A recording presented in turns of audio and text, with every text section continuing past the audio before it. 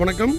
இப்போ நம்ம பார்க்குற இந்த ப்ராப்பர்ட்டி பார்த்திங்கன்னா தெல்லாறு ஸ்டேட் ஹைவே ஜங்ஷன்லேருந்து கரெக்டாக 1 கிலோமீட்டர் டிஸ்டன்ஸில் அமைஞ்சிருக்கிற ஒரு சூப்பரான agriculture land property. Total extend பார்த்திங்கன்னா 15 ஏக்கர் அக்ரிகல்ச்சர் லேண்டாக இருக்குது.